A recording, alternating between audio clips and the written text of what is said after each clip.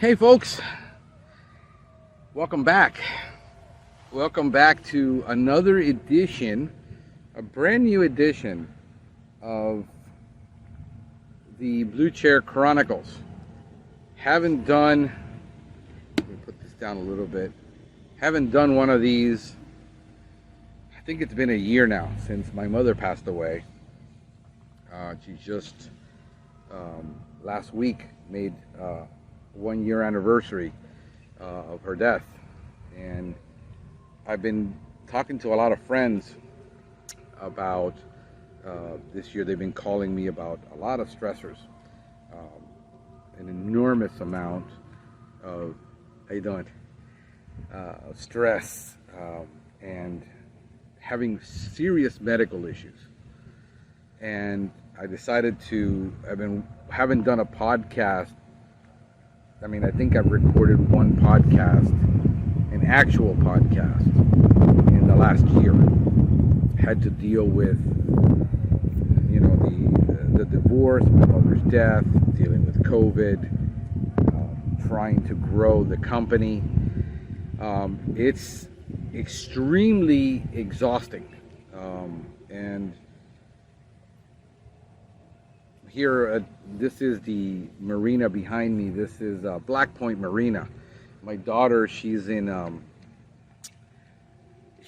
honors society, and they're doing a cleanup at the beach today.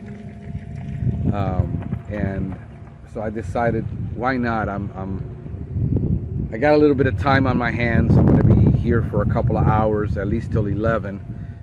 They were cleaning up starting like around 8:30 in the morning. I decided, why not? Let me sit out here, enjoy my cup of coffee, pull out my chair, the camera, and record a podcast. And the reason I haven't recorded many podcasts is because I just don't have the energy to do a whole lot these days. And I'm starting to recover from burnout, which is what I want to talk about, and what real burnout is. A lot of the time people misunderstand burnout, and real burnout has a lot of repercussions down to the cellular level. We're talking down to your mitochondria, where it damages your mitochondria.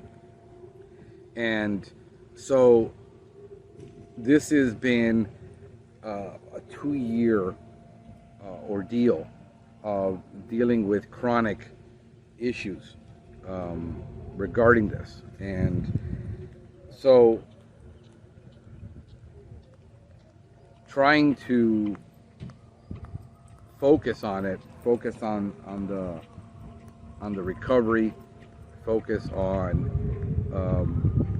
just getting enough energy to just wake up in the morning and brush your teeth sometimes. And that's how chronic it is. And I'm getting calls. In the last month, I've had at least 3 conversations with fellow PCOs, former PCOs, who they're dealing with chronic stress.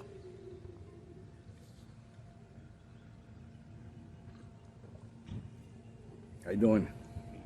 And to the point where it's gotten them hospitalized.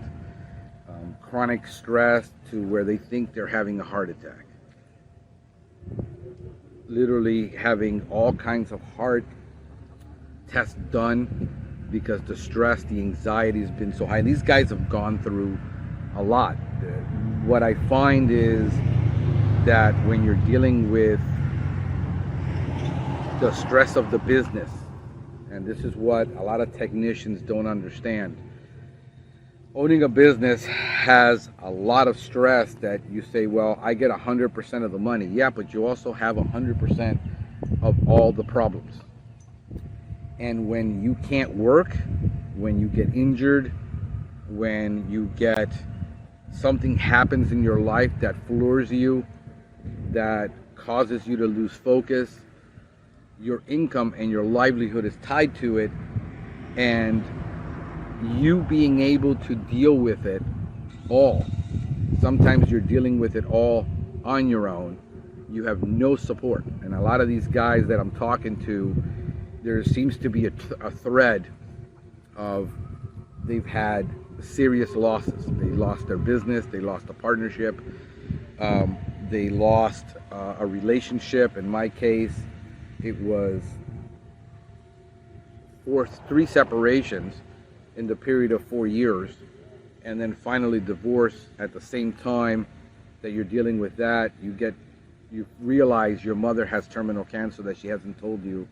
That's probably been going on for 3 years, and she didn't want treatment, and all of a sudden you realize she goes to the hospital and doctor says, yeah, it's terminal. We don't know how long she has, but she's going on hospice. We need to take care of that. She goes to live with me on hospice, and 30 days later she passes. You're dealing with loss, but what compounds it really is not the grieving process. It's not the loss. I've had a divorce before. I understand what it feels like. I've had many people die in my life. My father died when I was very young. My uncle died. My cousin died tragically. Sudden losses. These weren't, just, they were chronically ill for years and they finally passed. This was just, bam, you get hit with that and they just pass. Dealing with, but the compound for those of you guys that are, and gals, because I'm talking to women too now, that are suffering from the after effects, I think, are becoming more notable now.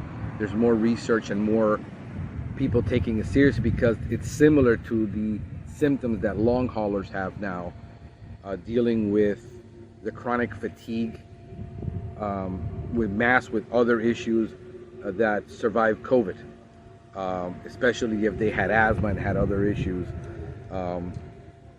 It's chronic, it's debilitating. I'm going to tell you how debilitating it is, to the point where I was literally working in the field 2 days a week. It was down to 2 days a week. This was up to a month and a week ago. I was down to 1 to 2 days a week in the field for 1 to 4 hours.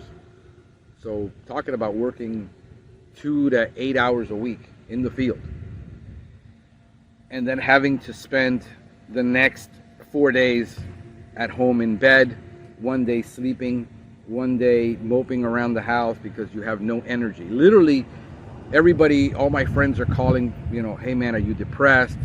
I understand, the loss and everything. You're probably dealing with depression. I said, no, it's not depression. I understand what depression is. It's not. I spent the last 2 years, and we're talking now 4 years of dealing with complications due to massive chronic stress. We're talking adrenal fatigue. Why? Because for 3 years, starting in 2014, I closed down a business. For those of you who don't know the story, I closed down my other business, which was a pest control business, landscaping business, home remodeling business. We were doing a bunch of things. I was working with 10, 12 contractors at a time. I burned out. That was job burnout. I just didn't want to do it anymore. I was done. I looked at the numbers, it wasn't there. I've had job burnout before where I just don't want to do this anymore. I want to do something else. I quit. I go find another job. I start something new, and I'm instantly energized again within a week or two. Take a week off, a weekend, get away, and recharge my batteries, and I'm at it again. And I've been working 60 to 80 to 100 hours a week since I was 19. The work, long hours, is not what does it to you.